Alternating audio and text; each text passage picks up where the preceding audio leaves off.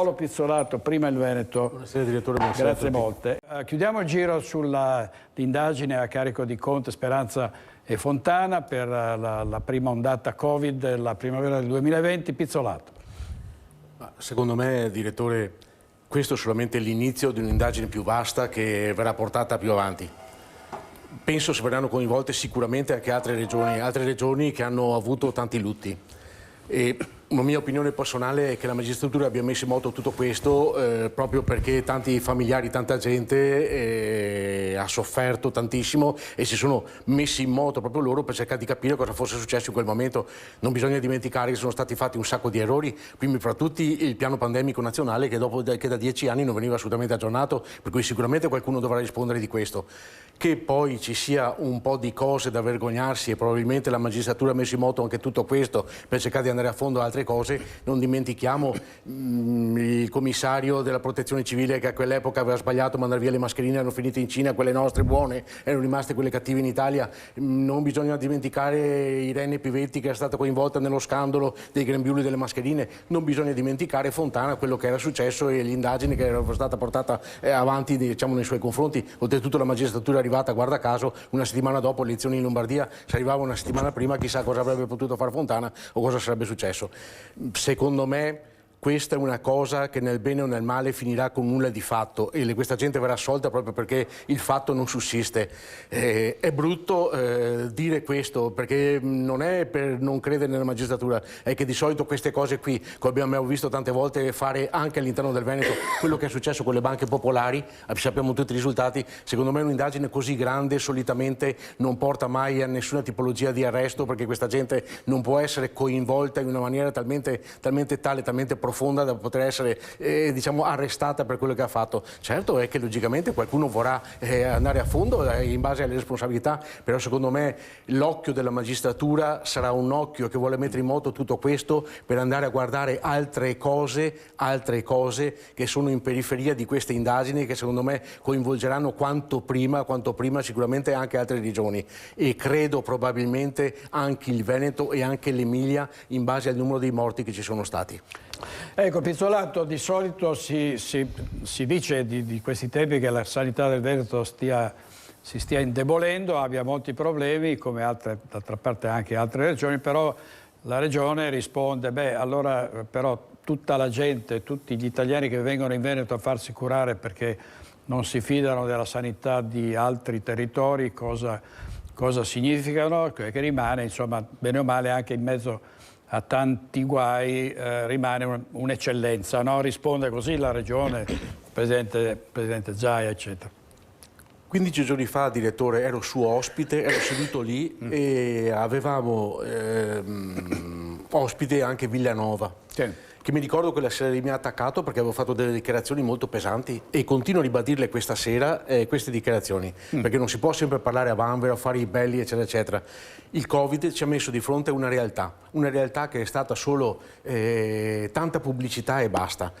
Da 10 anni a questa parte la Regione Veneto, che forse pensava non potesse mai accadere una cosa di questo genere, ha fatto in maniera di poter tirare via risorse dal pubblico per portarle sul privato. È vera, completamente vera l'analisi che prima è stata fatta da tutti quanti. È da anni, circa 10 anni, che nessuno prospettava, nessuno immaginava che non bastassero i medici che venivano preparati dalle università e adesso ci troviamo che dovremo attendere altri 10 anni per poter integrare le risorse umane che abbiamo al nostro interno con i ragazzi che stanno studiando adesso, anziché attingere a risorse esterne, estere, scusate il termine perché io vado giù pesantissimo con queste cose, anziché i nostri ragazzi che avrebbero voglia di fare e che certe volte scappano all'estero. C'è stato uno stillicidio costante e continuo all'interno della sanità veneta che ha portato alla chiusura di tantissimi ospedali, che ha portato alla trasformazione di tantissimi ospedali e che con il privatismo praticamente hanno portato via tantissimi geni all'interno di ospedali pubblici per portarli sul privato perché logicamente prendevano molto di più. Cos'è successo? È successo che il privato, come è stato detto giustamente dal vostro servizio, è aumentato del 30-32% il lavoro che è stato fatto e logicamente il pubblico ne ha risentito perché non si era più in grado di poter sostituire le persone che andavano via.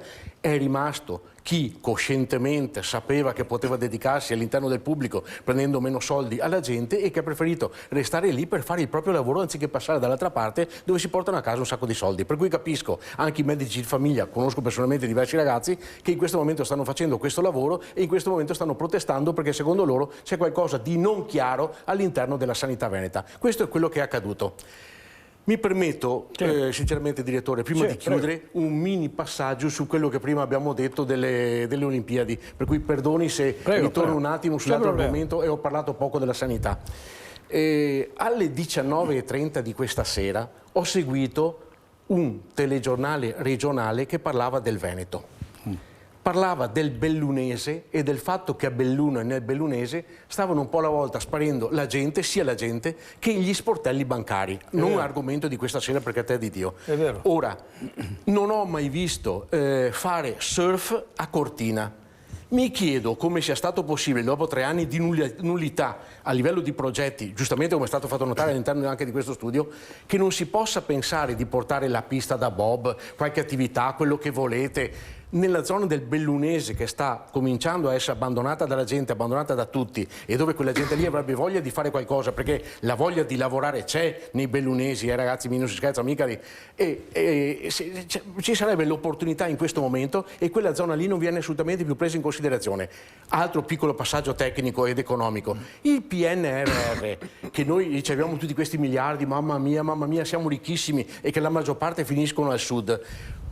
Questo PNR parla di progetti, non è di cassa o di liquidità, per cui, come è stato fatto notare, se per caso questi progetti, lo ha detto giustamente anche l'ex sindaco Gottardo, se questi progetti non vengono portati a compimento in tempo utile, questi soldi qui, prima dovremo restituirli all'Europa, per cui vediamo i tempi che abbiamo avuto per una cancre di pista da bob, perdonatemi il passaggio un po' pesante, se non riusciamo ad attuare tutte queste tipologie di interventi, cosa sarà di questo paese? Per cui prendiamo esempio da questa piccolissima cosa per capire fra un po' di anni il grado di indebitamento che avremo e dove dovremo pagare tutto questo.